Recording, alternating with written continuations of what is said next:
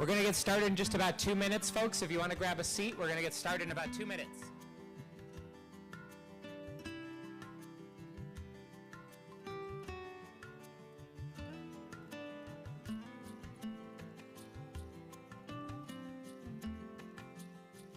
There are plenty of seats down here. If anybody who's standing back there would like to sit down, please come down, take a seat.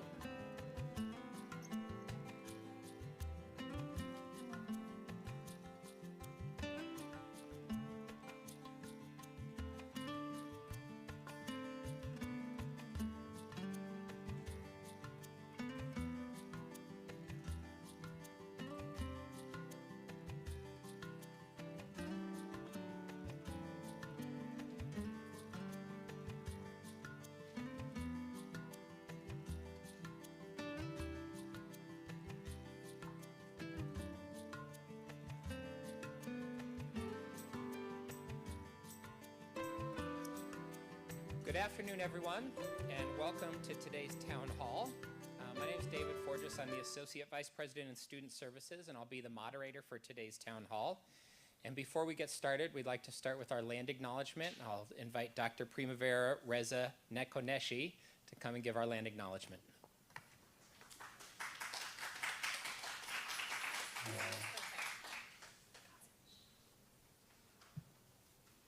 Biali, everyone. Biali is hello in Nahuatl, which is the language that my ancestors speak.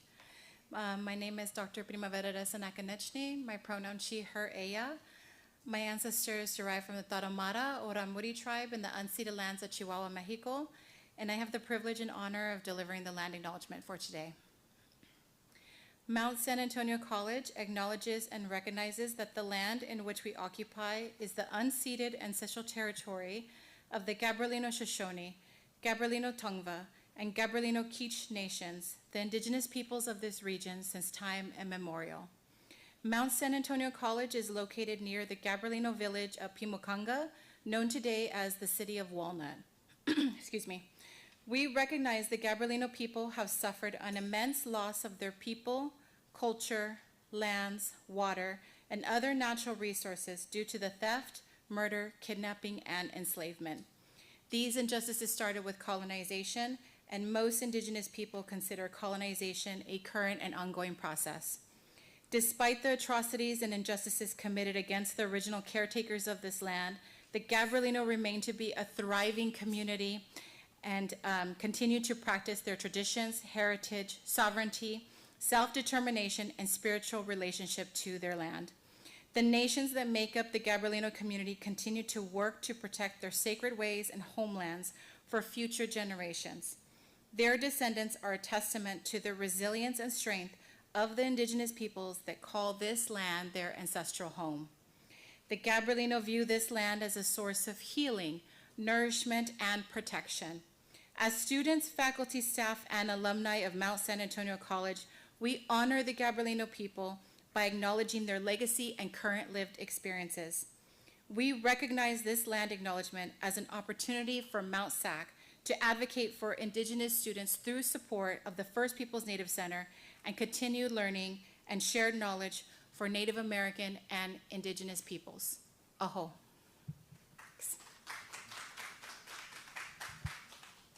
Thank you. Today's town hall is a space to listen, to reflect, and to engage as a campus community. And although I've only been here for a short time, I've been very impressed by our strong campus community that is focused on student success and on healing-centered engagement. As we move forward with our new Mount SAC 2035 strategic plan and our emerging student equity plan, we know that our college is on a path toward greater student success and community engagement. Before we begin today, I'd like to review the expectations for today's town hall.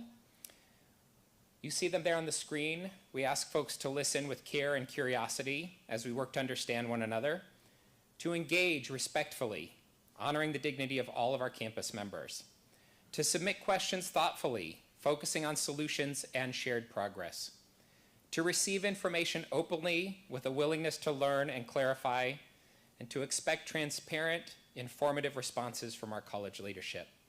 And finally, to support a community of trust where everyone feels valued and heard. To ensure that we maintain a thoughtful and respectful dialogue, we have established the following process. Participants are welcome and invited to share questions or comments on a comment card, and those cards are available now, and they'll be coming through the audience to pass those cards out. You can fill those cards out and hold them up at any time, and one of our staff will gather them. To promote a constructive experience for all, I will read the submitted comments, ensuring that voices are shared with care and dignity. The comments will not be read in any particular order. We'll be helping to balance the topics and perspectives so that no single concern overwhelms our space today. This process is designed to help maintain a supportive environment that uplifts a more equitable and healing approach to our community dialogue.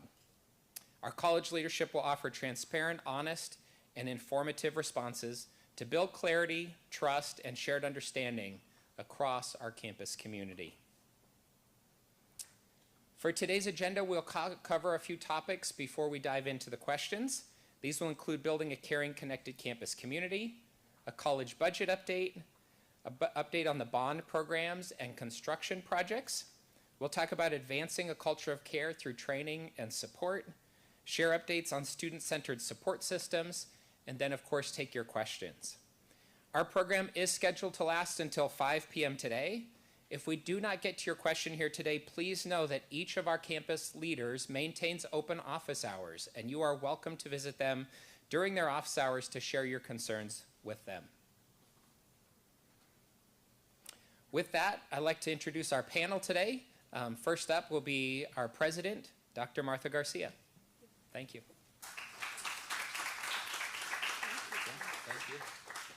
Thank you, Dr. Forges, and thank you to all of you for being in attendance. I would like to acknowledge that we have Trustee Gary Chell here with us in the audience, so thank you for joining us. And I'd like to frame my slides on our commitment to implementing Mount SAC 2035, our commitment to creating a culture of care and being connected in a transparent, in a way that we are committed to be transparent. I would like to focus the attention to this slide because this is what we have committed based on what we heard our students inform us. We have committed to ensuring that we are of service to our students, and I'm not going to review each of the, or state each of the, all the wording on the slides, but I will focus on the commitments. We have committed to provide wraparound support and enhance the support that's being provided to our students, and you'll hear more about that later today. We're committed to providing holistic support, to continue to create a campus where students and our team members feel a sense of belonging and community, to provide clear communication. This town hall is an example of an action that demonstrates that we are committed to continue to communicate.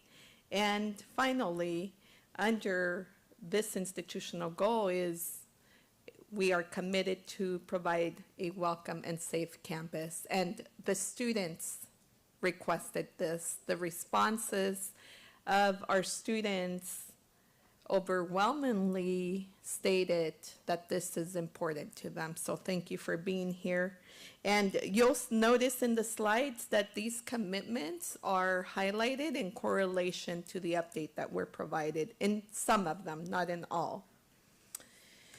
I also would like to communicate that under AB 1725, we as a campus have an opportunity to provide input and engage and communicate through participatory governance. I'm really grateful for the task force that helped create our participatory governance handbook. And I would like to remind you, students, the body that represents you is associated students. You are welcome to provide input and requests to them. And it was stated earlier, we have open office hours. You're welcome to visit me. You're welcome to visit me during pop-in with the president.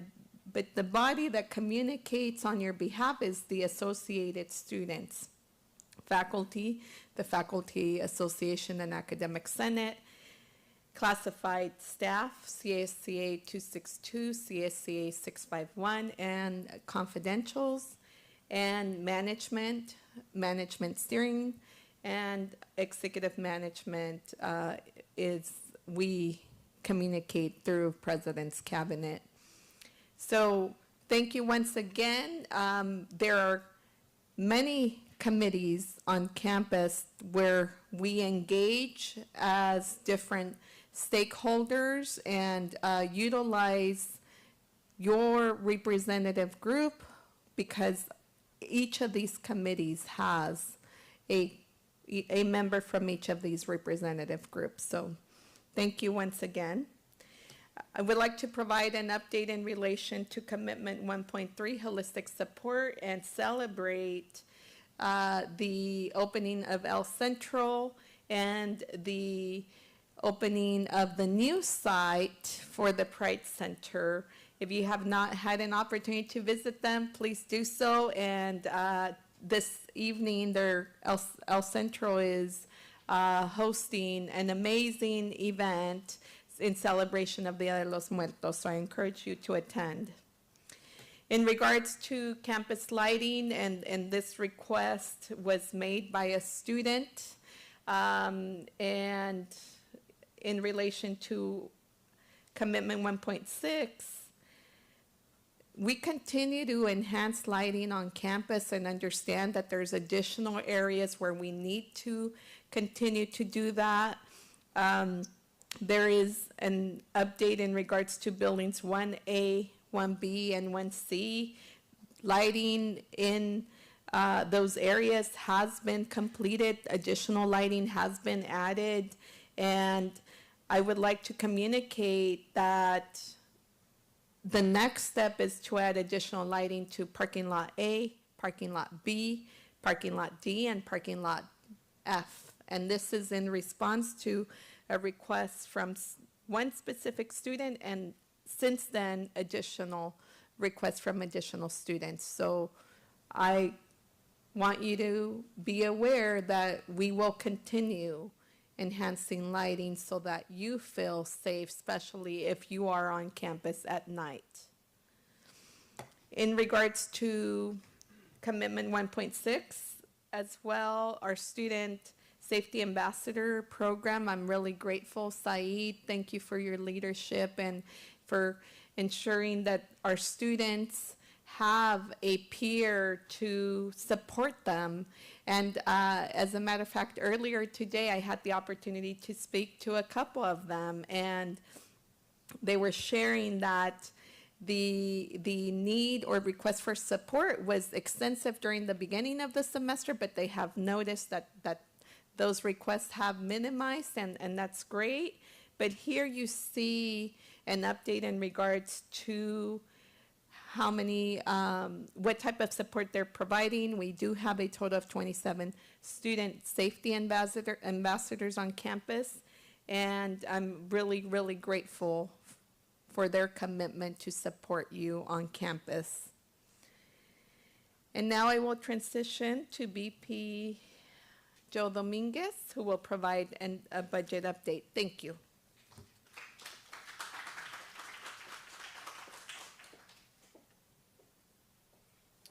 All right, good afternoon, everyone. My name is Joe. I'm the VP of Admin Services, and we'll just give a brief update on the college budget.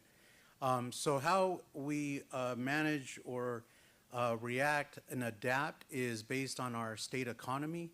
And so within our state of California, it has been very volatile with the economic pressures, the stock market, the federal tariffs, and the list goes on. The state of California faced a $12 billion deficit, and they addressed those issues through Governor Newsom and the legislature with interfund borrowing, They also reduced programs throughout the state and also made adjustments, and we'll talk about deferrals in a few. But for community college system in California, there was no major reductions to our programs or services, and that's a huge plus for us. But one of the items that the governor and the legislature did implement was a deferral, and a deferral statewide of $408.4 billion, and for Mount SAC that equates to 11 million. And we are able, and we're very thankful for our reserves and our ending fund balance that we're able to take that on. And so that will have not a direct impact on us on a day-to-day operation, but we can handle that internally. So there'll be no need for borrowing or interfund transfers from Mount SAC to cover that, because we have the financial resources to take that on. And then one of the other highlights that we want to stress again, this is the third year that the state is not going to fund deferred maintenance. So repairing broken infrastructure throughout our campus and other items, and that's part of the challenge that the state is faced with, and that's all community college systems in the state. And then also instructional equipment is part of that. But I want to commend our trustees and President Garcia. They have committed some general fund dollars to maintain and how we can continue to repair and sustain the services or equipment needs that we have. In addition to our community and our voters to supporting Measure V, which also has a portion slated for deferred maintenance projects. Our unrestricted general fund overall summary in the adopted budget 25-26 column, you see the start of the beginning funding fund balance at 78.2 is from our previous ending fund balance in 24-25. Our revenues are 317, and then our expenditures at 320. And that leaves us with a budgeted deficit at this point in time. And I just want to stress that our budget is a living document. It's given with the information and structured with what the information we have in that point in time from the state. And then we work with the Chancellor's Office, with FICMAT and other associations, and the Department of Finance to work on our assumptions and all those items. So with that, in that point in time, we have a 3.1 million structural deficit. And then you see our one-time revenues and our one-time expenditures, and then less our one-time revenues. We are working as a team and all the divisions on cost containment. So two strategies. One, how do we increase our revenue? And using the SCIF matrix and supporting student success, completion, transfer, et cetera. And the other portion is how do we cost contain? Where are areas such as utilities or other areas where we can adjust our expenditures and spending? So those are areas that we're focused on. And with the ending fund balance, we will continue to monitor that and work together as a team and as we move forward. One of the other highlights is that in doing so, the State Chancellor's Office, but also our Board of Trustees and President Garcia want to maintain fiscal solvency and that we maintain our fiscal health as an organization, as an educational institution. And so we do meet the requirement of 18.5% ending balance for our fund balance. And that assists as it did with the state of California. The state has their rainy day fund. This is set up so it protects us if we have any unforeseen conditions that fiscally impact us. And then also the fiscal health and having the 18.5 policy also assist us in maintaining a strong credit rating, able to adapt and pivot when we have adjustments within our budget and give us that flexibility. But I want to give kudos to the leadership for their foresight on this. As President Garcia mentioned, we are here to support, number one, student success, and it takes amazing people to make that happen. And so we are definitely in the people business. And so if you see in our the pie chart on your right-hand side, 86% of our expenditures are salary and benefits, 40% is academic salaries, and classified salaries at 22%, and employee benefits at 24%. And then, as I mentioned, on the left-hand side is our revenue, and we rely heavily on the state. So as I mentioned before, the state economy, the tariffs, what is happening, not just our local economy, but our statewide economy impacts our property taxes at 24%, and then our state apportionment at 48%, and then our education protection account at 15%. Future budget challenges, as I mentioned, California's progressive tax structure. We have some wealthy individuals in California that make up probably about 1% of the tax structure. And so that's something that's how we're structured here in California. The impact of inflation is also a challenge in the cost of goods or services rising. And I know we also feel that here at work, but we also feel that at home. Fiscal policy turbulence from the federal government and also state. So there's some question marks, and I gave examples here, but from Pell, TRIO, and then the strict immigration policies and what does that impact to enrollment into our programs, et cetera. And then the cost of living adjustment for 25-26, that's set to expire. One thing we saw in post-COVID, our parking revenue has dipped 1.2 million. So the general fund is supporting that dip. And so we need to work together on how do we, and I mentioned with our events and planning, how do we generate outsourcing or events to come to our campus? So how do we increase that to generate some revenue, but also complement what we're trying to support? And then I mentioned the deferred maintenance and the lack of instruction equipment funding. And as of right now, there is no proposed funding for the upcoming year. Things may change as we are lobbying and continue to advocate for funding.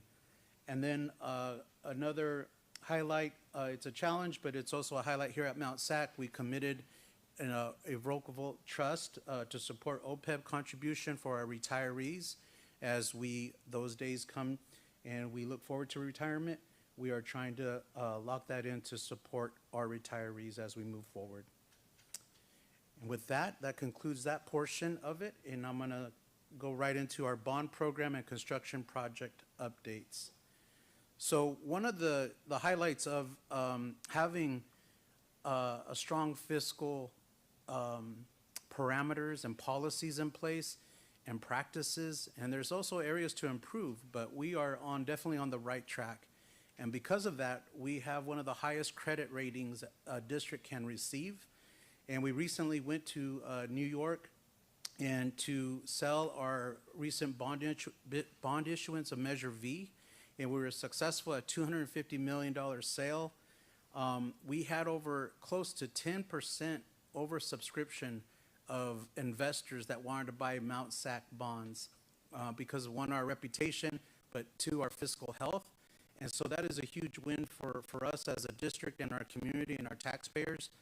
And then reinvesting these dollars as part of our bond program to complete the tech and health project building, continuing education center, and then our library, and then infrastructure upgrades throughout the campus. I want to give kudos to our underwriting team, Barclays Capital, and our co-managers, Siebert Williams Shank, Stifel, and Cabrera Capital. And then as we move forward, we'll work with the facilities committee and participatory governance on implementing the deferred maintenance projects and the other items that to support to make a welcoming campus and as we move forward. So in tech and health, construction is underway, and I know we can all see it happening live. It's exciting. It's definitely one of a kind. We're currently working on the procurement of our audio-visual and then finalizing furniture and equipment. So that is also part of the construction project. The equipment will be covered within the project itself. And then the structure, the framing is complete, and they're working on some other infrastructure. If someone would like to take a tour, we will work on getting that scheduled to highlight that. But it's going to be amazing, and we're excited. In June, we received amazing news from the state. Our library was awarded the $50 million, and so that is moving forward. So right now, we're barely in the planning conceptual phase, and as that comes together, we will go through the inclusive stakeholder engagement, and then highlighting and maximizing our resources with our bond dollars and also state funds. And then in addition to our Welcome Center we got comments from the Division of State Architects, and so we're responding to those comments and finalizing. And we are also working on cost estimates so that we can go out to bid and get that completed as well. And then I also have some good news, hot off the press. Follette, our bookstore location, will be relocated in the Welcome Center. And so we're also working, and I know I reached out to instruction, but we're going to team up on a follow-up meeting on the services and textbook adoption, et cetera. So really positive news there. Moving on, advancing a culture of care through training and support. I just want to thank everyone for welcoming me to Mount SAC. It has definitely been an honor and a blessing. In preparation for this, I did a little bit of homework and heard concerns and comments, and I appreciate those that have reached out to me. And so I really want to stress, because I got some questions about the rifles and what's the status, you bought them already, et cetera. We have not bought the rifles. And where we're going to take a step back and make sure that we review policy, protocols, procedures, and we're still doing a research and analysis on that. And we're also connecting with other districts on police departments and or contracted with sheriffs or other law enforcement to see how they're structured. So we're definitely still in the research phase. And then moving forward, we want to make sure that we are focused on training, safety awareness, and most importantly, transparency. And so we'll have that dialogue with the campus through the participatory governance process where applicable. And then I also want to highlight, because of that, and because of the previous meetings and input from students, staff, and faculty, we definitely heard, what about less non-lethal? And so we are currently looking at tasers, body-worn cameras, and other alternative non-lethal preventative strategies. In addition to our risk and safety team on emergency lockdown exercises and active shooter exercises. So those trainings are in process to be calendared to complement. So we're going to do a little bit of a broad spectrum on that. And then another component, and I'd like to thank Chief. Moving forward, I just want to stress this again. We are not a traditional police department with traditional in-your-face policing. We are community policing. And also, part of the body-worn cameras is also a benefit for accountability, to hold our officers, but hold us accountable, how we treat our people, how we serve, and how we protect. And so I want to stress that too. We are moving forward with training on community policing and stressing relationship building, proactive engagement, and definitely got to build trust and continue to build on that. The training that we're moving forward with, and we've completed some, it will focus on de-escalation, cultural competency, mental health awareness, and response techniques. And so we're really proud of that, and we'll continue that work moving forward. With that, I'd like to have Chief come on up and handle the next portion of the presentation. Thank you.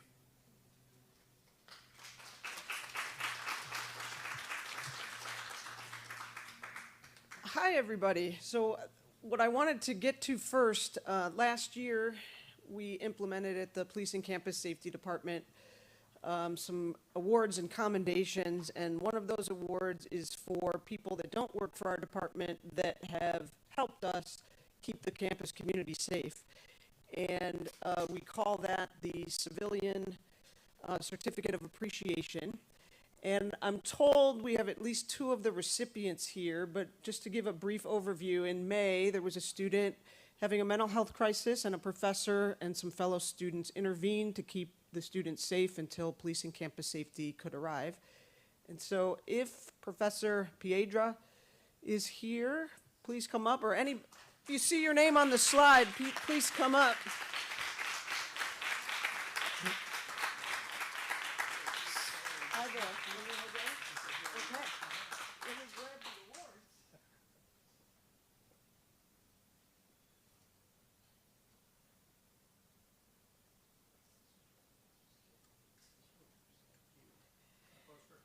We'll pose. Let me read off what it says on the award.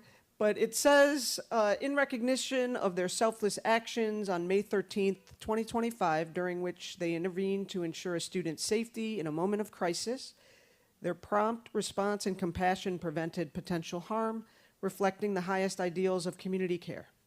The Mount San Antonio College Police and Campus Safety Department commends them for their actions. Thank you. Thank you, Chief.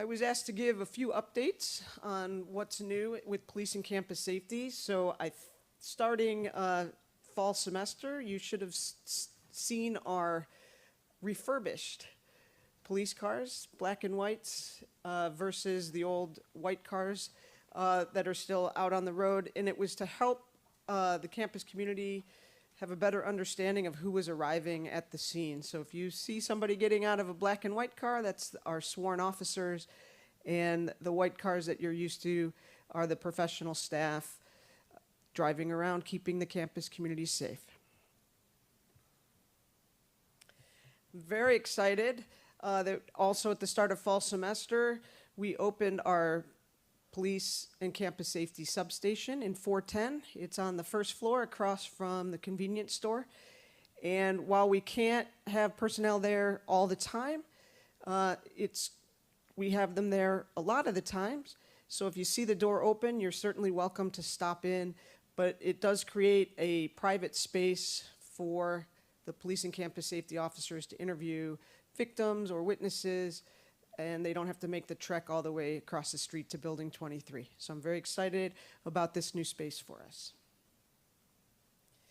Then I wanted to just highlight some of the training and community policing initiatives that we've undertaken.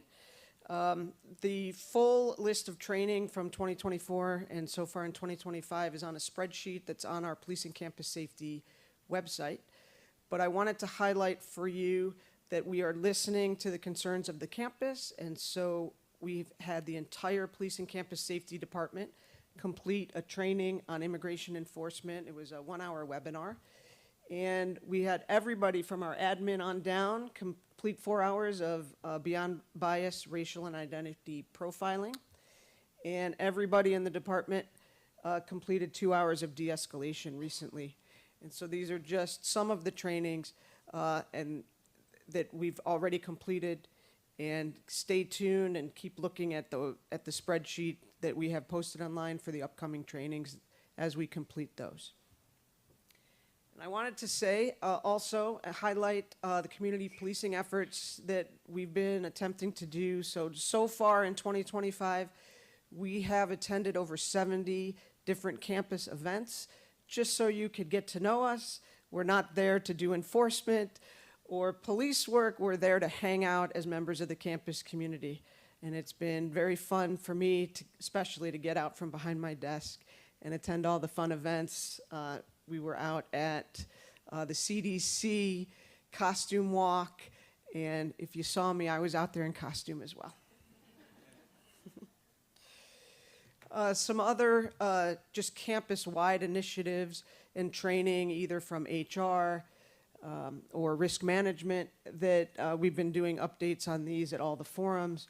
So recently, 6 active bystander intervention trainings, 28 more self-defense trainings, 14 building evacuation trainings, and 2 emergency preparedness trainings. And speaking of community policing, I'm also very excited to announce our upcoming event next week of Pizza and Patrol. That was student named. They did not like my suggestion of pizza with the popo. But please, everybody in the campus is welcome to stop by to have a slice of pizza or two, get to know us again, and it's really, you've heard of Coffee with a Cop. This is Pizza and Patrol. So you could get to know us, ask questions, and an informal way to talk to us, and we can answer questions or just hang out with you. And with that, we're going to introduce VP Melba Castro.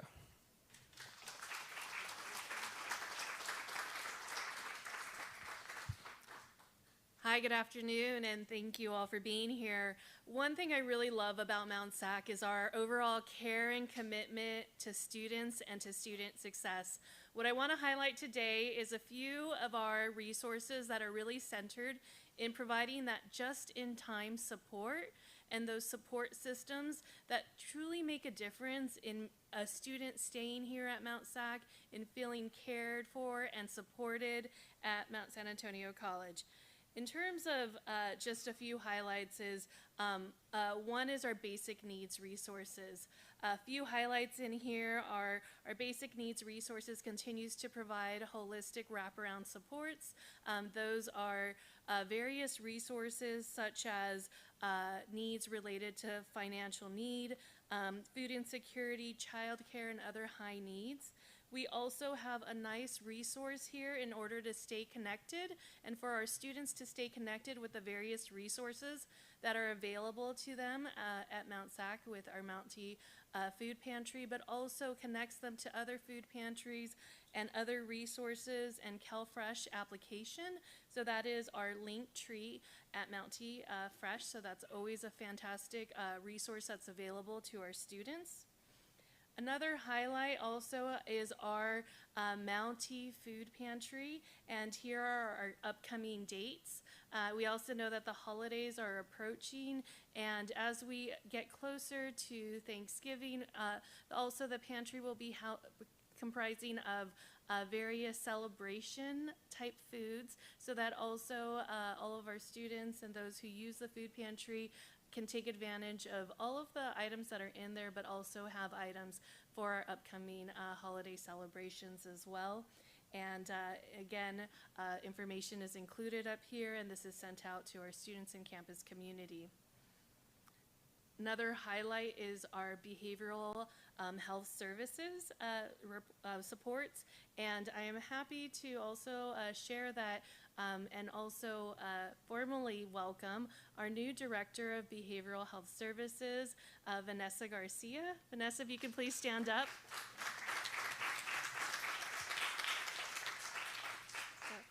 We are very happy to have the position permanently filled. And in terms of the supports that a behavioral wellness team or behavioral health services provides is case management with our behavioral wellness team. And that's also, of course, ongoing support, referrals to resources internally on campus and also externally. We also have our mental health services, and that is support from our mental health clinicians in terms of providing everything from support with crisis intervention and safety wellness planning and so forth.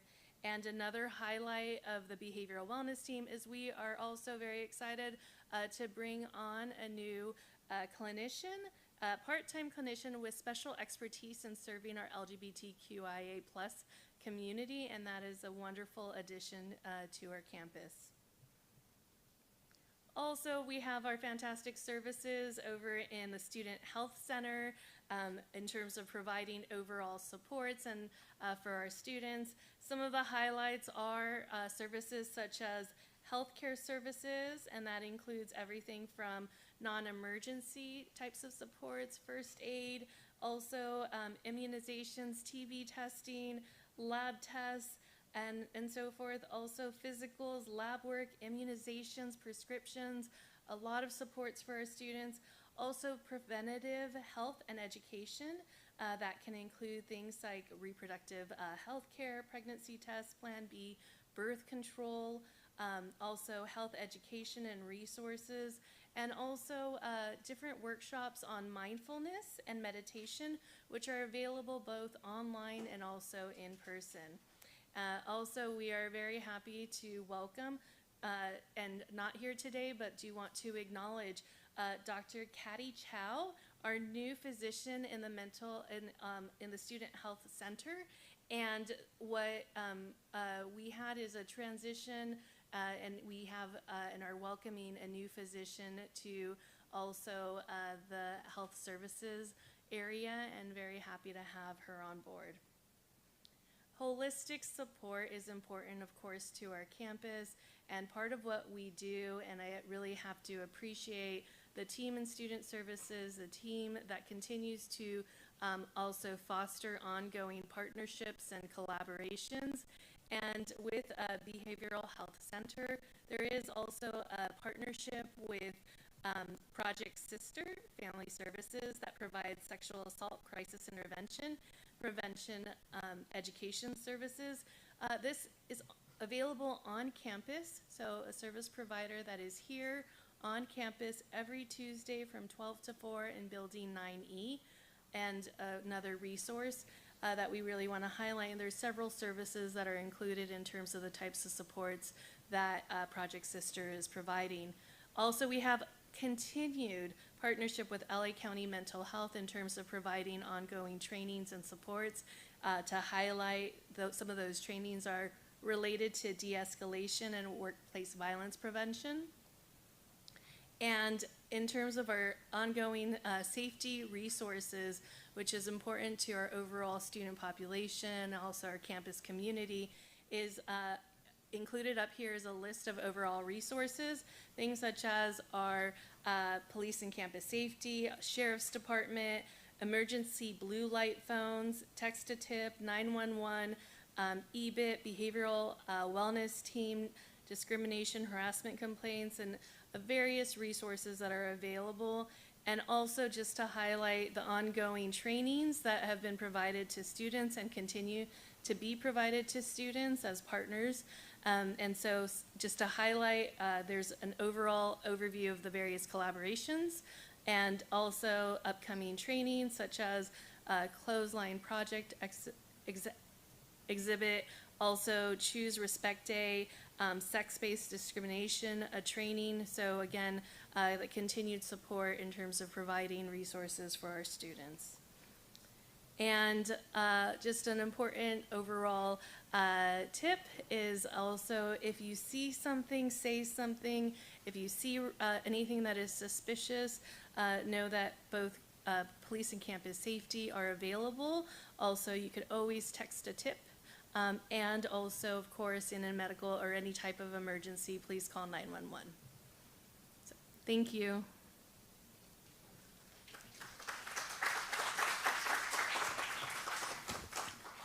Thank you to all of our campus leaders today. As a reminder, if you're interested in asking a question, if you'll just raise your hand or get the attention of one of our staff, they'll give you a note card and we'll work those in. We did have also an opportunity for folks to submit questions before the forum today, and we'll go ahead and start with a couple of those questions. We are doing our best to work in all of the questions, and so these might be a little bit repetitive of some of the presentation that you heard, but I think it's important that we hear from these voices as well. So start out with two questions, probably for Vice President Dominguez. One, what is the status of purchasing semi-automatic rifles for campus police? And what is the status of the Mount SAC Public Safety Police request to have assault weapons on campus? I know you've covered that, but if you want to add anything else. Yeah, so just wanted to confirm no assault rifles have been purchased, and we're still in the review and research process and working with other districts and law enforcement agencies to talk about and a deeper dive into training, policy, procedures, protocol, et cetera. So we're looking through the whole list of those items and took the input from the previous forums very seriously. And so we're taking our due diligence and time. So that's where we're at. Thank you. You're welcome. And a little follow-up to that as well. To be clear, the writer says, to be clear, this is not a threat. As seen on the news recently, within the past few months, there have been shootings or other critical incidents at universities nationally. Evidently, most of the action taken is reactionary. Is there anything that can be done that is more visibly proactive, such as random bag checks? So we're not, by code or by law, we're not able to do random bag checks. But on a proactive measure in regards to structure, policy, et cetera, we're doing emergency preparedness, active shooter trainings, emergency lockdown procedures, and Chief has been adamant of being, and her team being visible throughout campus. And I think visibility is a key piece in our patrol logs throughout our campus. So that's also what we're strengthening and trying to enhance as well to complement that. In addition, we are our messaging system. We just had our safety committee a couple weeks back, and we have it structured where it's an opt-out, so everyone should receive a text message and an email notification when there is an emergency issue or critical incident on our campus. And so that's also a proactive measure that we've taken. So I think we're going to work on doing a test message or email announcement here in the next couple weeks. So thank you. Yeah, go ahead, Chief, please. Thanks. I just want to add to that when it comes to being proactive to decrease threats on campus, we need your help as the campus community. The slide before this, see something, say something. So if somebody is planning violence on campus, most of the time they tell somebody beforehand. They post something strange online, or their behavior starts becoming stranger and stranger for family, friends, classmates, instructors to see this. See something unusual, say something. We have reporting mechanisms for students with the behavioral wellness team, the BWT team, that are inputting information about students of concern. We have the EBIT, or Employee Behavioral Intervention Team, and there's ways online to submit staff members of concern. And then we have teams looking at these reports and coming together as a team to decide how can we manage these issues. I'm excited to say that we have scheduled for December an advanced threat assessment training for not just police and campus safety personnel, but also members of the BWT and employee behavioral intervention teams. And that's what preventative measures are. Somebody reports to us, we do a threat assessment, and if it looks like it's a valid threat, then what can we do in advance? What mental health resources might this person need? What behavioral stressors or life stressors are they under that we could try to develop a plan to change their path so they don't think violence is the only answer? And that's what we're constantly working on. And I can't say enough, though. It starts, though, with you to help make these reports to us. Thank you. Thank you. Thank you. President Garcia, you might start with this next question. What does student success look like to you beyond grades or degrees? Thank you for that question. For me, student success, it's different for every student. We want our students to achieve the goals that they aspire to achieve, but reality is success is different for every student. Today I met a 64-year-old student who is here really trying to take care of her physical and mental health, and the fact that this campus provides the opportunity for her and many other students, that in itself is success for that student. So what I want for every student is for you to achieve the goals that you set for yourself, whatever they are, because they're different based on your circumstances. They're different based on the challenges that some of you experience every single day. The fact that some of you make it to campus in itself is a success, given the circumstances that some of our students are living in. So I'm privileged and blessed to serve you, our students, privileged and blessed to serve with this team, because we care about your success, your future, and you being prepared to be the future leaders and professionals of not only this community, but this state and this country. Thank you. Thank you. Vice President Dominguez, for you, we are currently being told that the college has a deficit of approximately $3.5 million. No doubt this perceived deficit will be front and center at the negotiating table. However, every single year we are told that the school is on the precipice of a financial crisis, yet every year millions of dollars are added to the reserves. What is the school going to do this year when they realize they have a surplus? Will any of that money be coming back to the employees?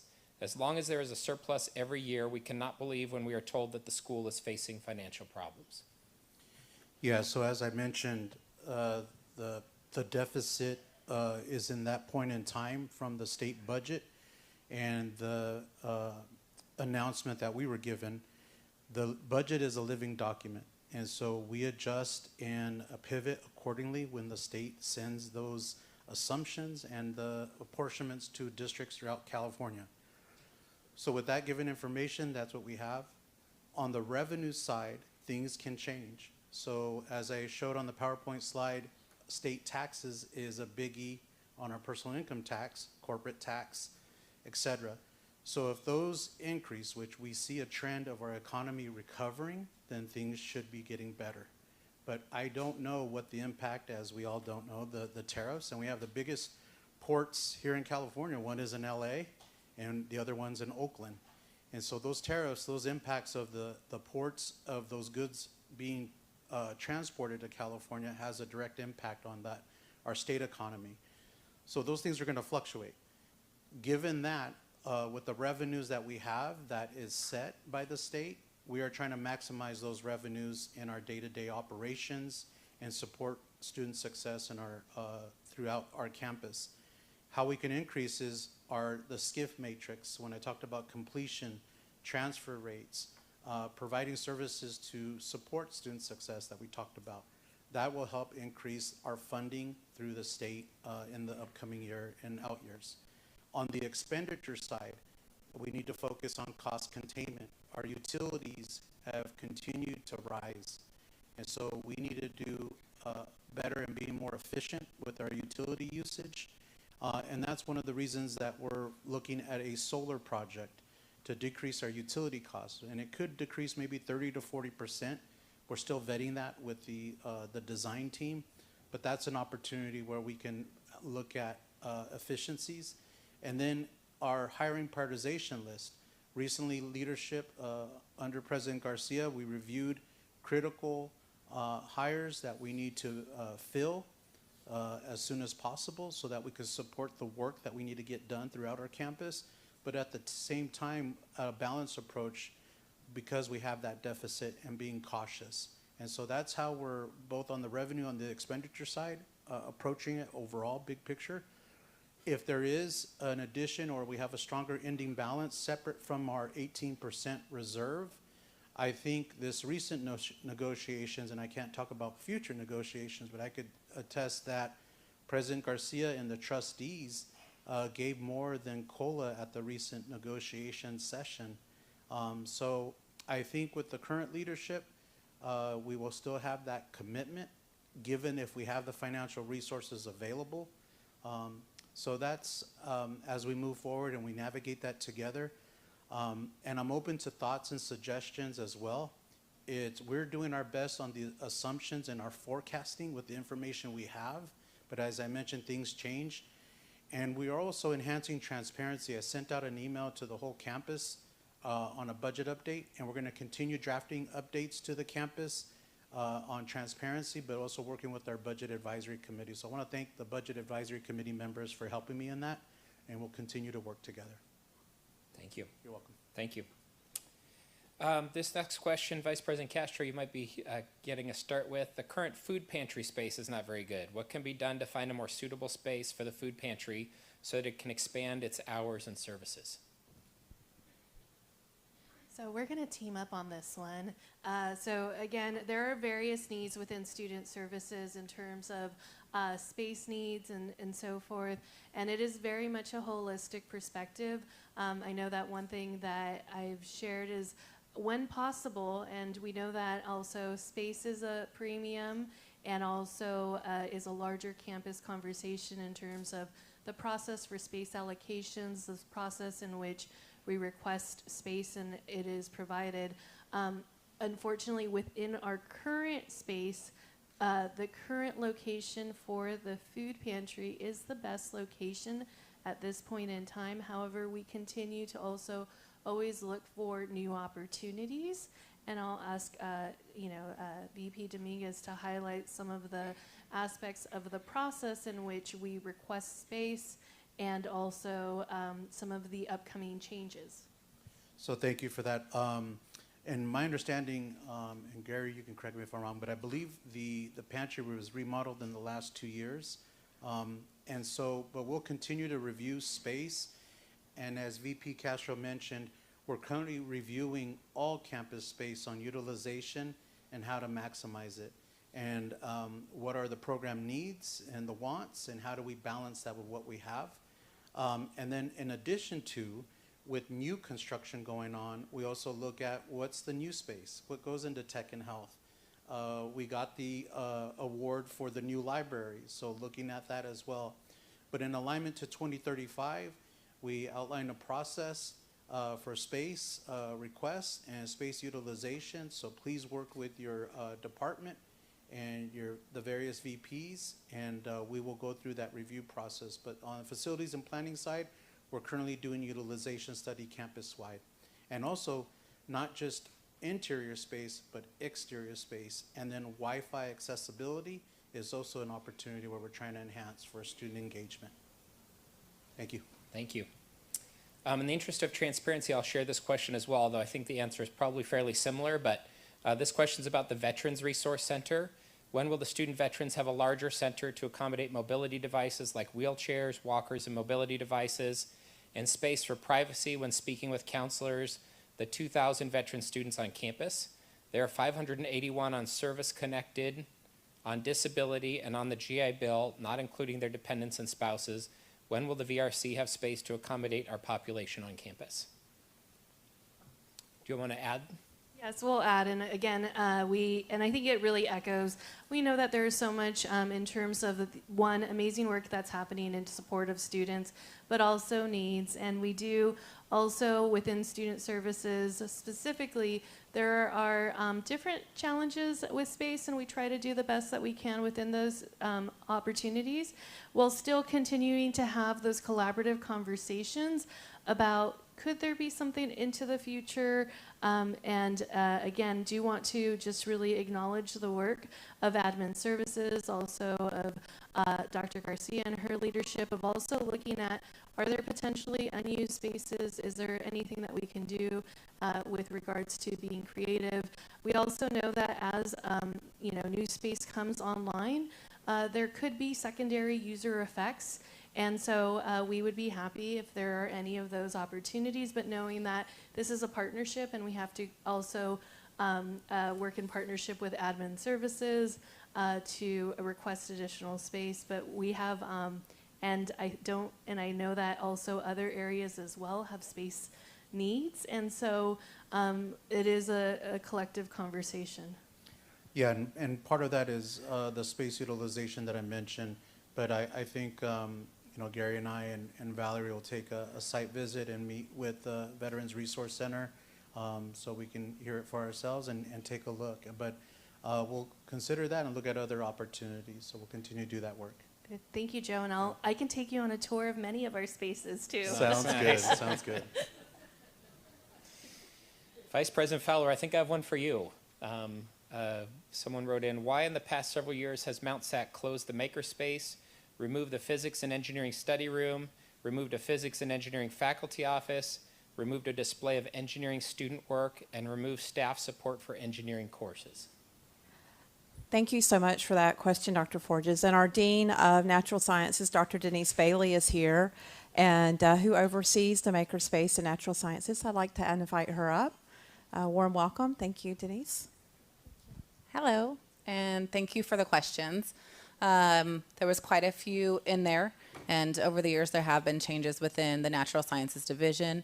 I think someone was talking about the study space that happened before I actually got here, and our Health and Safety Committee has let us know that students are not able to be in classrooms unsupervised, and so that was one of those. It was also repurposed to help support all of our natural sciences IT, so that room has been converted. But part of the thing that was also going on with the hallway and the removal, I think it was a moving of the student work, is that we're actually in the middle of undergoing a new renovation of the hallway space to occupy our students and faculty some integrated space for seating, being able to sit in charge, and also work together on whiteboards. Let's see. Let me see what other part of that I might have missed. Sure. Thank you. Faculty offices belong essentially to the college and the division, and so they are double occupancy, so there has been a little bit of moving around.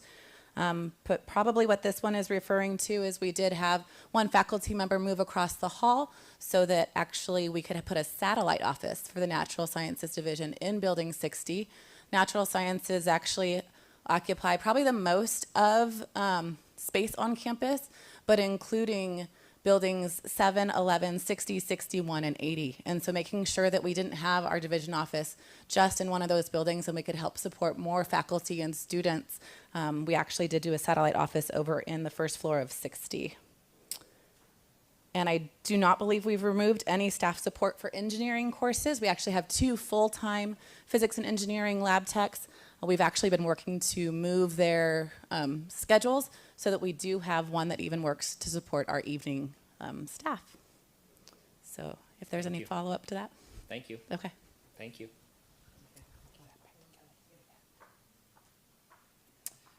President Garcia, probably for you, how will faculty, staff, and students be notified if ICE comes on campus? We have communicated by email the commitment, and really legally, we have to legally notify the campus if ICE is on campus. So you will be notified through text message, email, potentially phone call. Make sure that you are registered.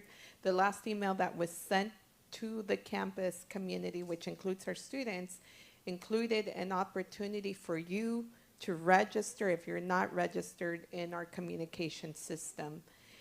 And what I'll say, the statement will be something to the effect of, and we've had legal review this, it would state something to the effect of ICE is present on campus in the vicinity of Building 67. So that's what would be communicated. Obviously, we have to ensure that we are abiding by the law. We have to ensure that if they're on campus, we would request for a warrant. If they're requesting for specific information, we would ensure that legal reviews that. But it is important that you are registered to receive that communication. And we are committed to communicating and following the law. Thank you. Thank you. Vice President Dominguez, a follow-up for you. Joe mentioned doing research related to rifles, example given talking with other colleges. Is research being done to determine how to purchase weapons like rifles, tasers, etc., or if it's the right choice for Mount SAC? Yeah, so it's the research is the if and why and how and all of it. So it's also the policy, training, protocols, and also the structure, how they've been established in the other districts. And just in one meeting, I was informed it's a defensive measure. So I'm outlining and getting all that information so that I could share here at Mount SAC. And as I mentioned, it'll be through the participatory governance process and full transparency. And so it's all of it, actually. Thank you. You're welcome. Thank you. Vice President Arballo, we don't want to let anyone leave anyone off, so question for you. Healthy aging instructors must understand the students are there for personal growth and socialization. The classes are not for credit. Some instructors conduct the class as if it is for credit only. So an older adult class is a non-credit class that is developed by our non-credit faculty in older adult.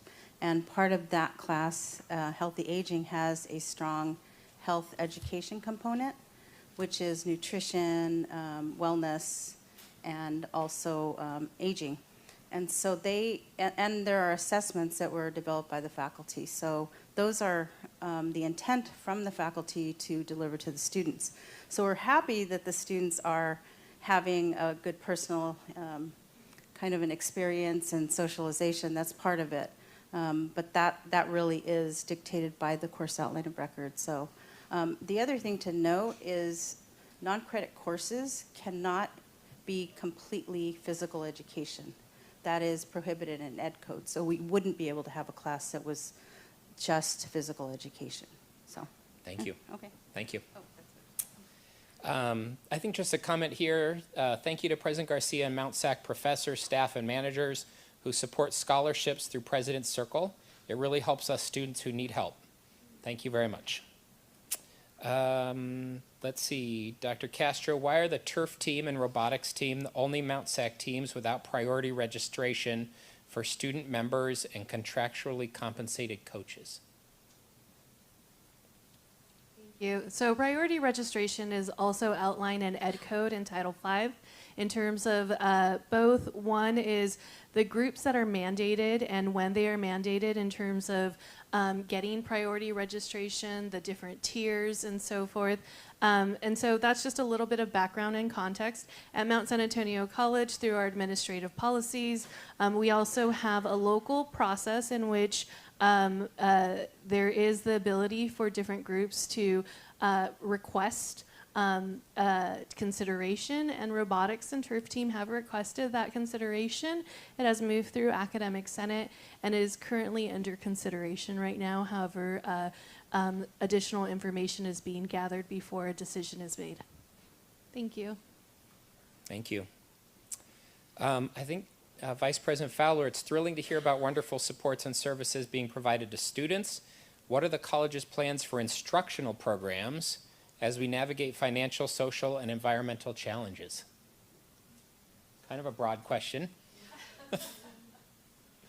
Thank you for that question, and that truly is a broad question to ask, but we have several processes that we navigate in terms of identifying new programs for the campus. One of those, of course, is our comprehensive plan, Mount SAC 2035, but we also look at our student data, our labor market data in the community, and other instructional programs that may be of need that are up and coming as we navigate in terms of what would be best programs for Mount SAC. So we navigate all those processes too through our program review process that has a strong data analysis of our programs to not only assess where we are, but to see maybe how we can move forward in the future. And of course, navigating our new resource allocation. I'm looking for Joe in terms of that funding. And we can use other funding like we do have strong workforce funding or Perkins funding, especially if it's CTE. So lots of pieces come into that as we start to plan new programs. Thank you. Thank you. Thank you. President Garcia, this person says, I was wondering if I'm able to create a music festival for college students around Los Angeles coming to campus and enjoying the music similar to a rave. Only for college students. The genre would be house music, tech house, EDM, or hip hop, and will bring in revenue. I love that. I love it. There's a lot that would have to be considered. So I will tell you, with any event, especially one of that nature, I always have to think about the liability to the district first. Secondly, an event of that nature now with the ordinance that the city of Walnut has would require a permit. So I love the interest in creating opportunities for students to engage, but if we ever proceeded in that way, there would be many details that would have to be discussed, determined, and if in order to be able to proceed, if we were able to. We always want to generate additional revenue to support our students, especially to support scholarships and an athletic endowment that has been created. So there are several opportunities to support our students when revenue is generated, but then also with revenue generated, we must understand that there's also government code that stipulates sometimes the way we could invest or spend it. So we'd love to have a conversation and explain to you in more detail what it would entail, but frankly, it would require tremendous research. And I can't commit that it would be able to be fulfilled as an opportunity, but other than we commit to having the conversation and explaining what it would entail. So thank you for that. Thank you. Dr. Song, AVP Dove Harris, maybe a follow-up. We have physics and engineering technicians and student assistants been asked, why have physics and engineering technicians and student assistants been asked by the Natural Science Division office to cease and desist support of engineering faculty?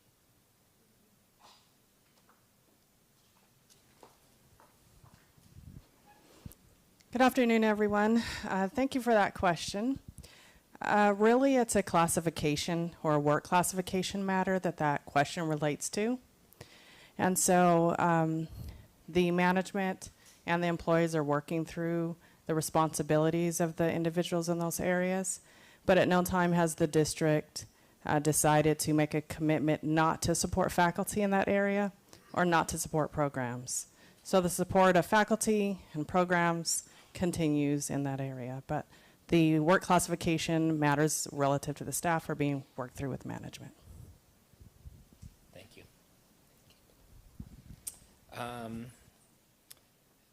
Let's see. I think Dr. Castro, what, if anything, is being done to assist Mount SAC employees who are facing food insecurities due to the recent pause in SNAP benefits? FYI, many staff are part-time, single-parent households, etc., some of which have been turned away / ineligible for basic needs / the food pantry here at Mount SAC. All right, thank you. I know to help me with this one is Dr. Connie Gutierrez, and there are various services and also some resources that have been added to the food pantry in terms of providing support also for our staff here at Mount SAC. Thank you. Hi, everyone. And those who don't know me, Dr. Connie Gutierrez. I have the pleasure of serving as the Dean of Access and Wellness and have the privilege of supporting Rigo Estrada, our Director of the Basic Needs Resources Center. One, I want to make just take a moment to acknowledge what individuals are going through. If you are part of the community, not only here at Mount SAC, but in the state of California, who is suffering because of the government shutdown and a delayed in SNAP benefits, I am sorry. I am sorry that you're finding yourself in that position, and we are committed to ensuring that everyone at Mount SAC is supported. However, I think it is also very important to recognize the funding that Mount SAC receives for our basic needs resource pantry for the shopping appointments is specific to the students that we serve. That allocation is set aside to ensure that our students who are experiencing food insecurities can make an appointment and come to our pantry and shop. That being said, we do have pre-packaged goods of food that are available for students who are not currently registered. They are available for anyone that is part of our campus community, including adjunct faculty. You're more than welcome to go to the food pantry when it is open and ask for one of those boxes of pre-packaged goods, and you will be provided one. Thank you. Thank you. Vice President Dominguez, a follow-up. Based on gun law and control statistics, why are rifles considered necessary to have a hand in daily patrols? To have on hand in daily patrols, my apologies. Yeah, so it would, that's part of the research. So it's currently would be used if the need arises. So it's not going to be part of a daily patrol. It'll be accessible when in need. And so we'll provide more clarifying language on that and the protocols and procedures that we see from other districts. But you will not see an officer, and that's another point, it's sworn police officers, not non-sworn. And you will not see them at a football game or on the campus holding a rifle. That's not the case. So we will work on that as we get more information, and we'll put engagement and communication and transparency as we find out those items as well. And a follow-up real quickly for you. What happened to the initiative on security cameras on more parts of campus? Yes, so we are continuing, great question, and we are continuing to do an assessment. So I'd like to thank Duetta and Saeed. Part of and Chief is our campus cameras and also the lighting that we touched on earlier in the presentation. So that assessment is underway, and we are looking to place those strategically throughout our campus and the cost estimates to follow. And so that'll also be complemented with, and thank the voters and our community, Measure V. And then we're also looking at additional funds. Thank you. Thank you. President Garcia, I think a question for you. How do you see classified professionals contributing to Mount SAC's culture of care? The entire Mount SAC 2035 is supported by every single employee. It is student-centered, but without every single employee contributing to it, frankly, we cannot serve our students to the best of our capacity. I want to state that classified employees were included in the development of the plan. They have been included in our healing-centered engagement. Some of you became certified in healing-centered engagement. Some of you attended our professional development training, gathering, and specifically in relation to classified professionals. This Friday, there is a healing-centered engagement training scheduled for 50 of you. We will continue to include you, help you be best prepared and trained, but reality, the work that we do cannot be done by a single individual. It takes all of us, and classified professionals are critical in regards to service to our students. Many times you are the first ones to communicate and engage with students. Many times I see our 651 team members being the ones directing students when they're lost on campus. So therefore, it is critical that you all know and believe and see yourself in contributing to student success, because you do. We can't do this work alone. So I'm grateful for your contribution and looking forward to hearing more in regards to suggestions that you have for how you could continue to contribute. But you are doing it every day, and there's opportunities to do it at a greater level. So looking forward to that conversation. Thank you. Thank you. Dr. Fowler, I think for you, why is there a proposal to merge the arts and business departments? Hi, thank you for that question. I have a really great short answer. We're not. So that is not happening currently. Our Dean of the Arts, Dean of Business, Michelle Sampat is overseeing the arts. Is going to be over for Dean of Arts. Thank you. Thank you. I think, Dr. Castro, what is the school doing to raise awareness of men's emotional health and provide outreach? Yeah, that's a great question. And first, I really want to center on some of our work on our student equity plan. Our student equity plan allowed us to review various data points and also critical metrics and see are there particular groups that are also having disproportionate impacts in relation to various success metrics. One of the groups that was identified as a priority for us at Mount SAC is our men of color, and also really raising that awareness and also need for additional supports. Some of our current investments also really include our Men of Color Action Network work here at Mount SAC in terms of being an affiliate campus, providing overall supports for our men of color. In addition to also, we are hosting the statewide Men of Color conference here at Mount SAC. But know that we appreciate and will be also looking at various populations that do need additional support. So for whoever submitted the question, thank you. And thank you for bringing also ongoing awareness.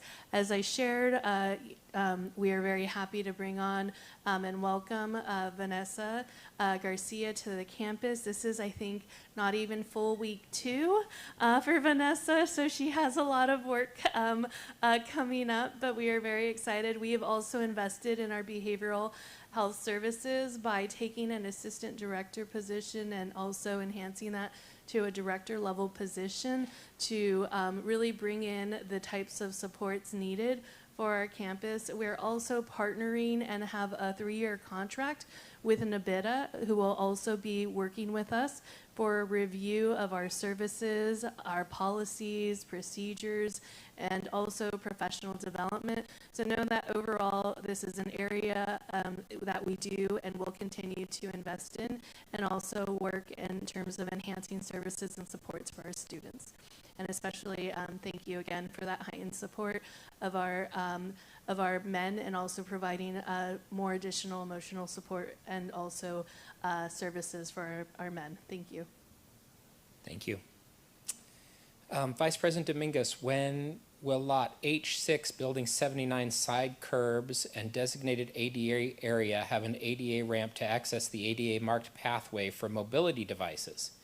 I use a mobility device, and with the 90-degree threshold step, I can't get over to my class or roll the shortest path. Since the building was completed in 2022, no accessibility ramp has been installed. It's getting to the point that the ADA pathway is affecting my physical health. Yeah, so I want to apologize, and that was a student. So I heard that and I feel that. So I believe, Daniel, Gary, that building was built 2018, 2020. So when I took a look, and we recently walked it, ADA stalls, but also ADA accessibility on our campus, and we also had an audit completed. So the student is correct. That parking lot does not have an ADA ramp, and when it was built, that met the code and the architectural design, etc. What we are going to do now is add that into one of our project lists with our new project prioritization list under Measure V. And then also what we need to look at is the ADA parking stalls through our parking lots throughout our campus. But I'll make sure to put that on the priority list, and we will follow up on that. We are going to also getting cost estimates, because it's my understanding the grade is very steep. And so the team looked at purchasing a temporary ramp, but it's unsafe to have because of the slope level. But we'll follow up and look into that. Thank you. Thank you. Thank you. I think this was addressed already, but I'll ask just for transparency. What is preventing you from reopening the makerspace? I think I was mostly addressed, but if there are any other comments?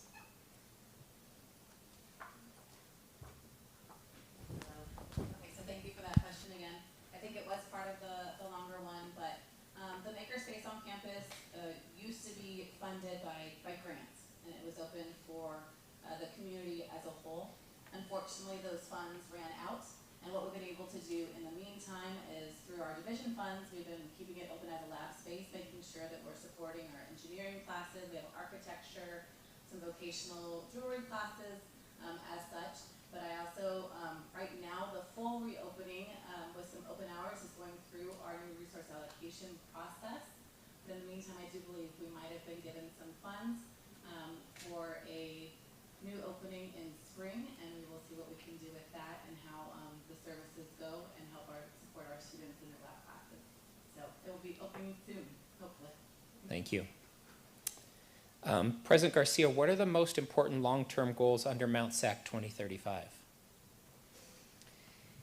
The most important ones, and the ones that I feel tremendous accountability to, is enhancing our student outcomes.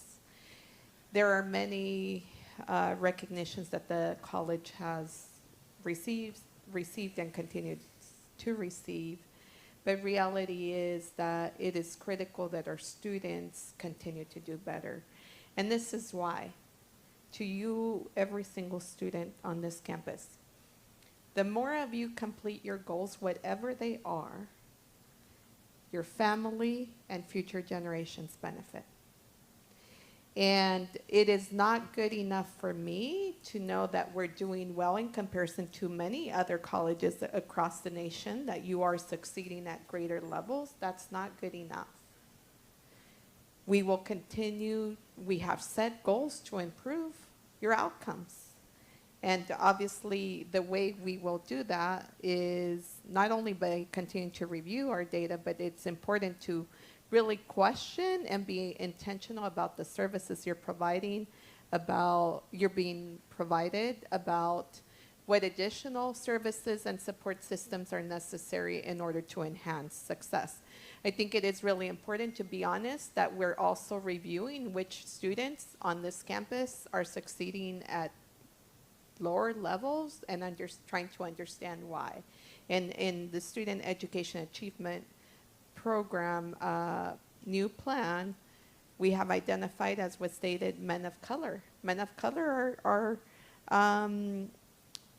succeeding or completing their goals at lower levels, and really being intentional about how do we support you to enhance not only representation, because from a percentage standpoint, they're underrepresented, but also to enhance their outcomes. So that's the most critical one. We have focused in today's conversation, and we'll continue to really focus on our culture of care, especially when we are seeing what we are experiencing in this nation, in this world at this time.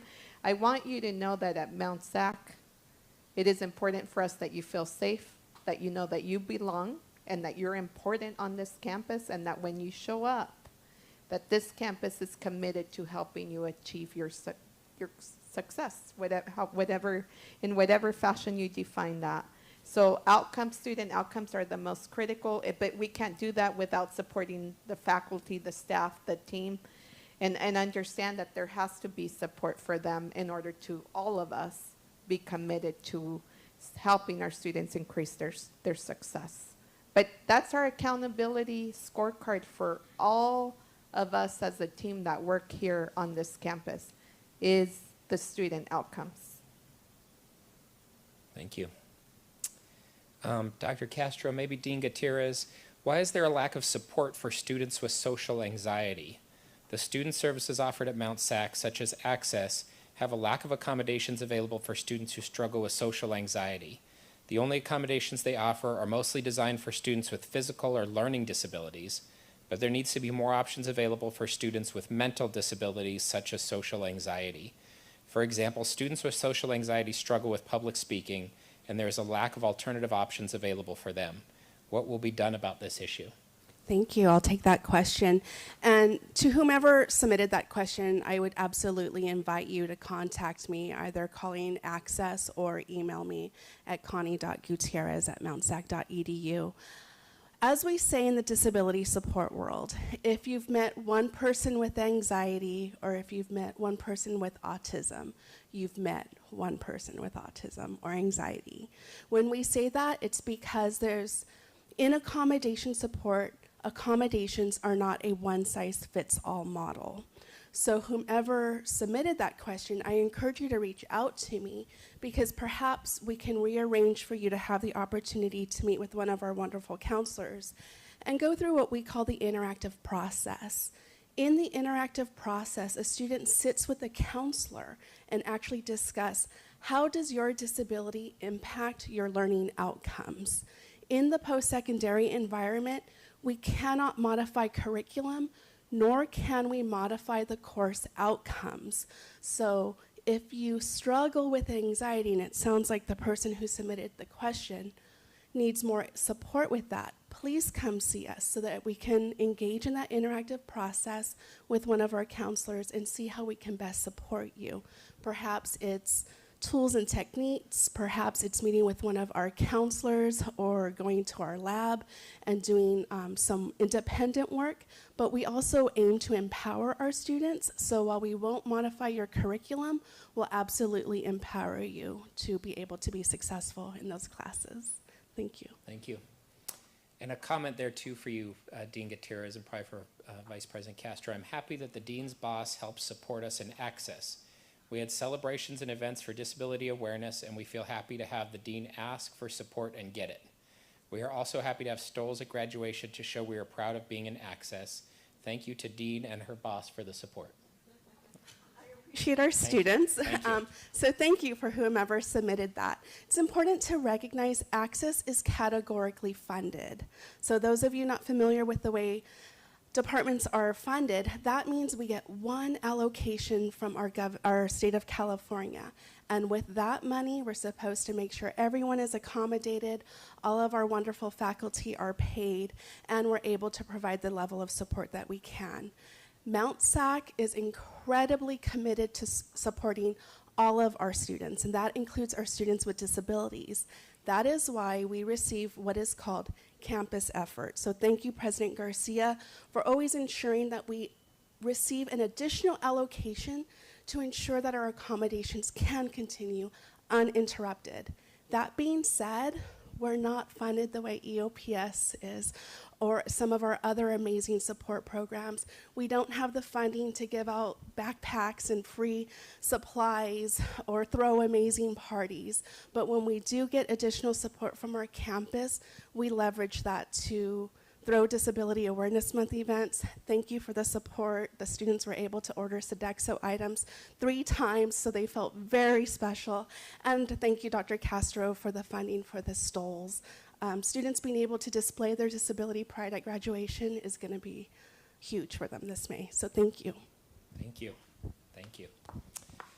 Vice President Dominguez, if we are facing a financial deficit, can you please explain why nearly $30,000 was spent to replace brand new carpet in the VP of Admin Services office space in Building 4? So we have the upgrade. There was a flood in the admin building, I want to say a year ago approximately, and so that was caused to the flood, and then the material was incorrect, so it was a reorder of that material caused by flood damage.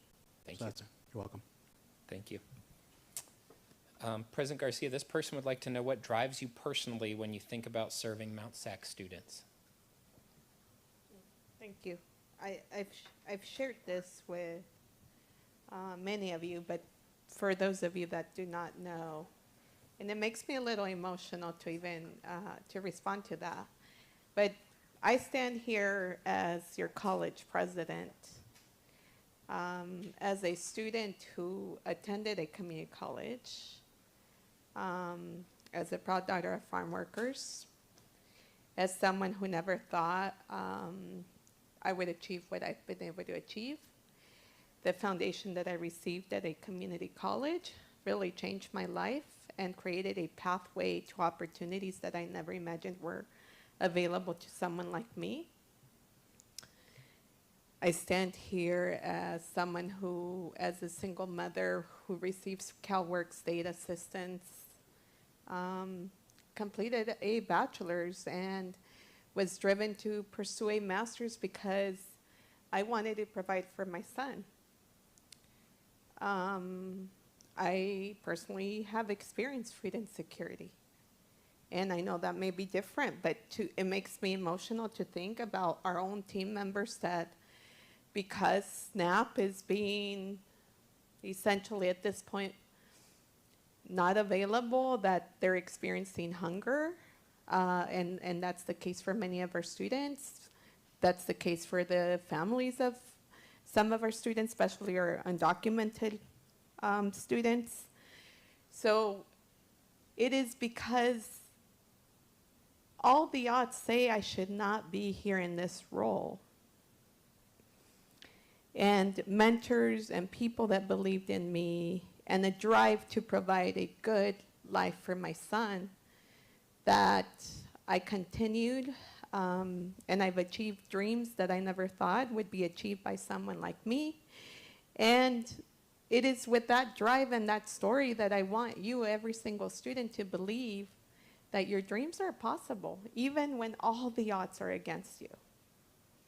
And that this campus is here to support you and provide you the wraparound services that you need to increase your probability of completing and continuing on to pursue the goals that you, and for many of you, that your family has also set for you. Because I will tell you, because of my opportunities, my son's life has changed, and obviously there are many additional resources he has access to, but I also know that my future grandchildren's lives have been positively impacted, and that is the power of education. But it also takes you students to be driven to persevere, but that is what drives me every single day. And I'm here fulfilling a purpose because reality is that the odds based on my barriers would say that I should not be here in this role serving you. Thank you. Thank you. There's a dual enrollment team would like to thank Dr. Garcia and the college leadership, faculty, and staff for their continued support of early college access and partnerships with our K-12 districts. We truly appreciate the collaboration across departments that makes these opportunities possible and are grateful for the college's ongoing commitment to expanding pathways that strengthen student success and college readiness. Thank you for that. I think, Dr. Song, potentially, how do you plan to address the disparity between part-time adjunct professors and full-time tenured? Right. Hello, everyone. Soka Song, Vice President, Human Resources. So this is tied to bargaining. There's been statewide lawsuits going on with adjunct faculty and minimum wage. But just to speak a little bit to bargaining, for over the past few years, we have bargained some positive changes for adjunct faculty. There's been more involvement included in department meetings, being involved in department work. Recently, there was increased benefits added for adjunct faculty to be able to get access to health care. And so this is all with the support of Dr. Garcia and our Board of Trustees. And so for this upcoming negotiations, we are planning to address the issues that were brought up in this lawsuit that's statewide. So that's pretty much addressing the working conditions tied to preparations for classes, grading, and all the other things that are related to the pay for adjunct faculty. But from what I've been experiencing over the past few years of bargaining, there's been a commitment to both sides in wanting to improve the working conditions of adjunct faculty. I understand that, you know, there are requests of wanting things to move a lot faster, but based on our resources and the priorities that we have and the different things that we bargain, we are trying our best to make more changes. But I'm saying that there has been a lot of positive movement, and we're anticipating more to come. Thank you. Vice President Fowler, I think this one's for you. What are your policies regarding the usage of generative AI on behalf of professors' genuine work? Many online adjunct professors have been assigning and automating AI responses and reading packets in replacement of credible work. Is this an issue that will be addressed, and are professors not held to the same integrity standards? Wow. Yeah. Right? I really appreciate this question and the timing of this question. We're all navigating AI, including Mount SAC, and we are currently in a learning and doing stage really at the same time. And some of the things that we're doing on campus to address AI, both from a student perspective, a faculty perspective, an employee perspective, is we do have a cross-functional work group who is participating in a national-wide learning opportunity, the American Association of Colleges and Universities, to learn more, to identify how do we build a framework for AI to support our students and our faculty and our employees. And it's a really broad topic, and it's a challenging topic to navigate that in all of the spaces that we work in. In regards to this question, it's the first I've heard of this particular question. So I really encourage the person who submitted it to reach out to our office, to work with Dr. Castro in terms of how do we navigate these instances and situations in which we have maybe a circumstance where faculty are using that. And so I can learn more, and we can learn more in terms of how to navigate and how to address that. A lot more to come with AI as we navigate this really critical space as an institution and how it shapes higher ed. Thank you. Please. And from a distance education standpoint and accreditation standpoint, that whoever submitted that question, that you understand that we are required through a compliance requirement under accreditation that our distance education faculty who are tremendously committed, that they regularly interact with you. So please connect with Dr. Fowler, but I want you to know that the standards are very high for the faculty who teach distance education courses. Thank you. Vice President Dominguez, probably for you again, thank you for the collaborative work on Mount SAC 2035. We appreciate students being invited for focus groups. As faculty, what messaging would be most appropriate for students who are in areas designated as past their occupation date? When might we expect a new space? Thank you for your support. Yeah, so great question. So part of 2035 is to welcoming, caring campus. And as I mentioned previously, we're doing a utilization study, but definitely share that with your department. We are doing visits throughout the campus, assessing those spaces, not only for utilization, but how to complement when we have new spaces built on our campus and how we repurpose the space that is being vacated. And I would use a library as an example. So the new library, it will be constructed probably 3 years out. So what happens to the old library? So we're not going to demolish it, we're going to repurpose it. But that's an opportunity to repurpose programming, office space, et cetera. So we'll continue down that path, and once again, thank our community and our voters for Measure V, because a portion of that is to modernize classrooms and infrastructure. And so we will work on that. And I'd like to thank Daniel and our maintenance team, and also Gary and Valerie in facilities and planning for the lighting upgrades, but also there's some interior restroom upgrades that we did, functionality and just accessibility. So we'll continue to do that work. But the path moving forward is continue our space utilization, the assessment, and how we prioritize those projects and stretch our dollars with not only just Measure V, but also with the library, we got state funding. So continue to go after other funds, whether that's state, grants, et cetera. So we'll continue down that path. Thank you. And VP Dominguez, I think just as a reminder, I know now we're going on a multi-hour tour of student services. So thank you so much. You are welcome. Here we go. President Garcia, this question's for you. President Garcia, many, if not most, employees on campus feel a distinct lack of support and adequate staffing right now. Despite the joint message you recently sent with CSEA, many managers continue to push their employees to do more work than a 40-hour week can support, discourage vacation, expect them to work outside their job descriptions without proper recognition or pay, and generally lack support for their employees.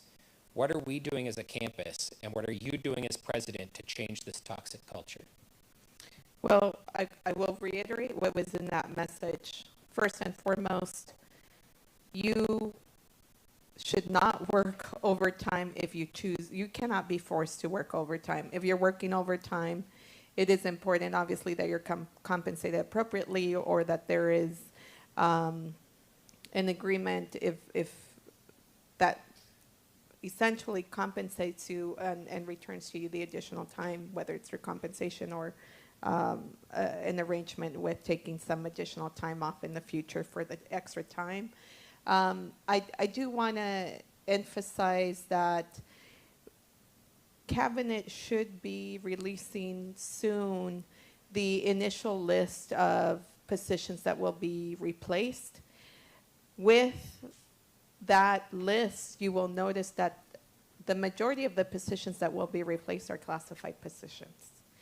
We have a multi-faced approach to hiring, and in the next few months, you'll realize that there will be classified positions, not all of them, but classified positions that will be replaced in order to provide additional support. But I know that our management team is trying really hard to work with you. I also really believe that they are aware that they cannot force you to work overtime. I know that. And they're trying to work with you. And in regards to job descriptions, obviously there is an opportunity and a commitment to work with our classified union leadership to essentially reevaluate those job descriptions. Some of the job descriptions were written many, many years ago, and frankly may no longer be relevant. But at the end of the day, the management team is committed to working with you. You cannot be forced to work overtime if you obviously choose not to. We can't force you to do that. We're here to work collectively, and we are going to replace positions specifically at a greater level, classified positions. So I really hope that in the next few months you'll see an improvement. Thank you. Vice President Dominguez, once again for you, sir. Mount SAC Gym Building 720 is a beautiful building, yet the women's locker room is not as beautiful as the gym building. The water pressure is low in the shower area. The water that comes out from the shower faucets are not too much to have good showers. Thus, it takes more time to complete our showers. There are lots of insects in the showers. The shower faucets are dripping water when turned off, thus wasting water. The shower faucets need to be fixed or replaced. I already reported the above conditions to the maintenance department, yet the conditions still persist. Please help the women's locker room when possible. Thank you. All right, so I apologize on that. I definitely heard the comment. So I'll also take another visit, and I'll need an escort visit, Chief. But we'll work on that. But Daniel, can you help me out here and share what we've done? And then water pressure as a whole on our campus is also a challenge. And so one of the pieces that Gary and our facilities and Valerie is our boiler system. We're doing an upgrade to that. And that's going to be a multi-million-dollar upgrade through our bond program. So we could also enhance water pressure, not only for our faucets and landscape, but also our HVAC units, keeping the buildings cool, and then also our heating, et cetera. So we're also working on that as well. Specific to the showers and the locker rooms, I will make sure to complete a visit, and we'll put a timeline and game plan together. But let Daniel give an update specifically on it. Yep. Thank you for the question. So we are definitely aware of some of the issues we're having with some of the insects mentioned in the comment and the feedback. We've been working proactively with our pest management control company to come up with some solutions. We've tried a variety of products. We're now moving on to looking into a system that will be constantly injecting enzymes so that it's not, so that it reduces the amount of maintenance required to upclean these drains. It's definitely a newer system that the college has not been accustomed to, being a newer building. We've had to learn some of the intricacies, so it's something that we'll continue to monitor and work through and make sure that we provide effective solutions so that the conditions do improve in those locker rooms. We have done some security enhancements to the spaces that are now have a touch combination pad to be able to enter these spaces. We were finding that maybe the facilities were not being used properly, and maybe folks that didn't belong on our campus were getting access to them. But I think we have seen a good improvement just implementing this security protocol to make sure that the spaces are only open to our campus community members and only them. Thank you. Thank you. Thank you. President Garcia, this person asked, what accomplishment from this past year are you most proud of? It has to be there are many, but the completion of Mount SAC 2035 and having it be centered on healing-centered engagement and having it be centered on diversity, equity, inclusion, social justice, and really standing firm on being against all the isms that are experienced at a time when we are living what we're living in this world, at a time where politically the country is divided, at a time where we're seeing ugliness and just experience treatment, negative treatment towards each other, disrespect, that we at this campus are committing to ensuring that we continuously, every day, contribute to a culture of care, to a culture of respect, to a culture, frankly, of love for humanity,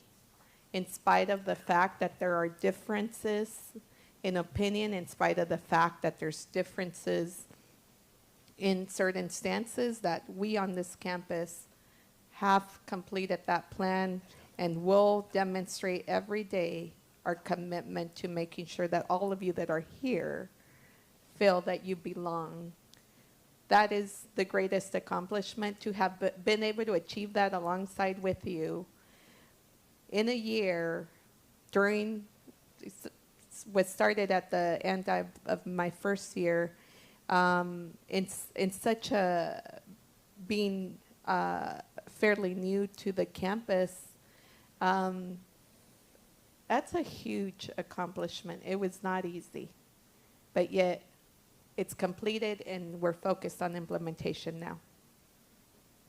And Measure V, I have to celebrate it, and that funding from the community is for students, for the team members who are going to have the opportunity to be in those facilities, whether new or modernized, to our students from adult basic education who will have access to facilities that they deserve. That's a huge, huge accomplishment. And not that I did it on my own, I did not, but that, the recommendation to the board to proceed and the board being willing to do it and the community voting in favor of it is going to benefit us, this campus, and many future students for many years to come. So I believe for Mount SAC 2035, I really believe that you will eventually see the transformation that it will make on this campus, long-lasting transformation, and Vision 2030. I've been thinking about, I just spoke on that yesterday, which is integrated into the plan as well, and that's our guide from the Chancellor's Office. But Measure V will impact this campus for many years to come. So those two. Thank you for that question. Thank you. Probably Dr. Fowler, can we have course articulation be used such that if students initially failed a course at a Cal State, they can retake it at Mount SAC and it overrides past GPA for courses already in articulation agreement? Dr. Fowler, Dr. Castro, not.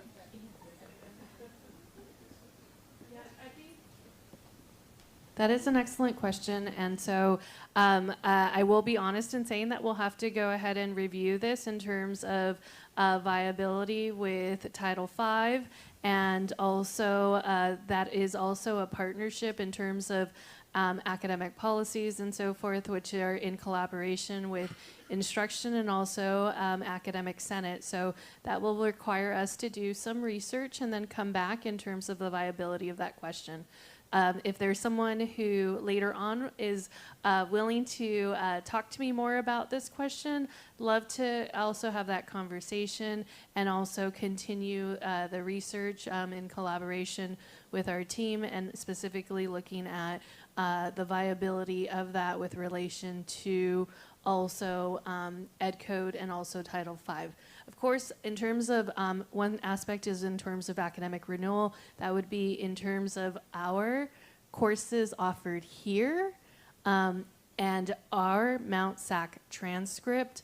Of course, we can't do an academic renewal or also anything related to another campus's transcripts, but with relation to our transcripts, there are aspects of what we'll look at. So again, thank you. Thank you.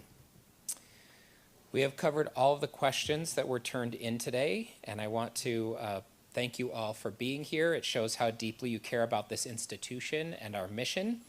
I want to thank our campus leadership for taking your questions. Okay. One more. Why is auditing a class for no credit unavailable? Was told it is not possible to simply sit in on a class.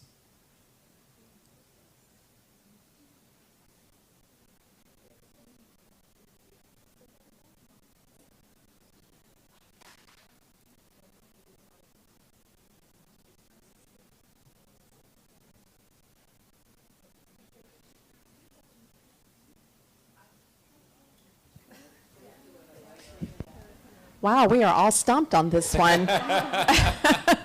I think we've been asked that before, and our policy doesn't allow us to audit at Mount SAC. And I think that's something we could revisit, but currently we don't have that ability to do that. Thank you. Thank you. Again, we have exhausted our questions, so thank you for being here today. We appreciate you being here. It definitely shows your commitment to this campus. I think today that we really have done a good job of role modeling for our students how constructive engagement can really be part of our campus mission. Would you please join me in thanking everyone for being here today in this important venue?